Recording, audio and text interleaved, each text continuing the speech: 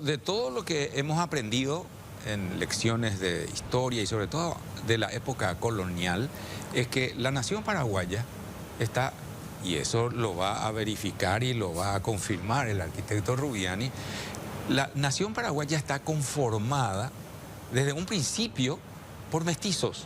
Ahora, ¿cómo se da este tema? ¿Quién es el que impulsa esta identidad que tenemos aquí? Pero la que impulsa la identidad nuestra es la soledad de los españoles, la soledad. ¿La soledad? Porque vinieron solo hombres a partir de la fundación de Buenos Aires, Sí. en busca del camino al Perú. Sí. Se afincaron en Asunción sin la presencia de ninguna mujer. Solamente en el año 1541, 4 años después de fundada, vienen las primeras mujeres que sobraron de la debacle de Buenos Aires. Y ahí empieza, digamos, una relación. ¿Pero eran europeas? Europeas, las primeras, pero muy pocas. Ya. Pero mientras tanto, en la aldea azucena ya correteaban como 2000 mesticitos, producto de la relación de los españoles con las indígenas locales. 2000 mesticitos, que es la simiente natural de toda la progenie paraguaya. Además, con el descubrimiento de la costa del Perú por personas que vinieron desde el Istmo de Panamá, Asunción quedó absolutamente descalificada como un mecanismo de aproximación al Perú. Entonces nadie más vino al Paraguay nunca. Los historiadores llaman a esa etapa la larga siesta colonial azucena, porque nadie más vino acá. Perdimos todo interés operativo y práctico para el acceso al Perú. Y entonces quedaron... Perú por el oro. ¿Eh? Perú por el oro. Perú por el oro. Y queda sí. una población, digamos que para testimoniar la presencia española en estas tierras, pero sin ninguna asistencia, sin ninguna importancia estratégica ni económica.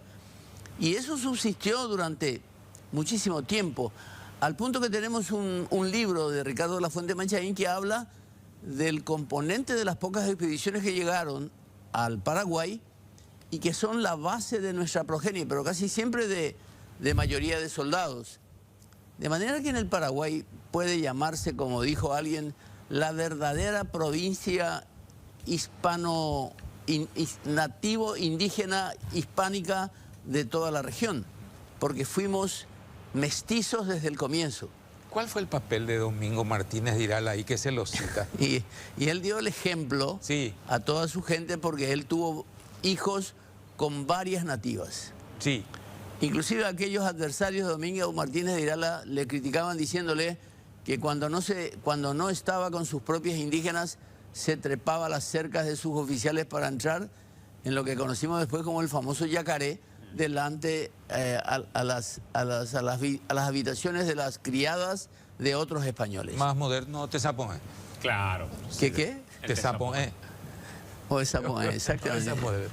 Y entonces, esa es la historia del Paraguay. Somos la provincia indolatina por excelencia y subsistimos de esa manera hasta prácticamente ayer. Porque hay otro detalle. En 1848... había todavía un montón de localidades indígenas cuyos habitantes conservaban los apellidos originales, porque las cofradías religiosas bautizaban a los indígenas con un nombre cristiano, Honorio, Esculapio, Timoteo, etcétera, y le ponían como apellido el nombre indígena. ¿Y los González podríamos tener un origen europeo, entonces? Los González tienen otra historia, que son los nombres que provienen de los apellidos. Por ejemplo, los hijos de Gonzalo eran González, los hijos de Nuño eran Núñez, los hijos de Álvaro eran Álvarez. Entonces, ese es el origen de los apellidos hispanos. Pero en 1848, Carlos Antonio López decide que los indígenas de las antiguas misiones franciscanas o jesuitas se convirtieran en ciudadanos paraguayos. A partir de entonces, los indígenas adoptaron los apellidos hispanos, abandonando sus apellidos indígenas. Todos, en realidad, teníamos esos apellidos. Y de 3 maneras se produjo esa adopción. Algunos adoptaron los nombres de sus patrones, los apellidos de sus patrones, padrinos, etc. Otros por una analogía fonética y los otros por traducción directa. Así que los Pután se llamaban rojo, los Agyú se llamaban amarilla, etcétera, etcétera. Ah, mire usted. Interesante. Gracias, Arqui. A ustedes. Hacemos una pausa, en un ratito seguimos.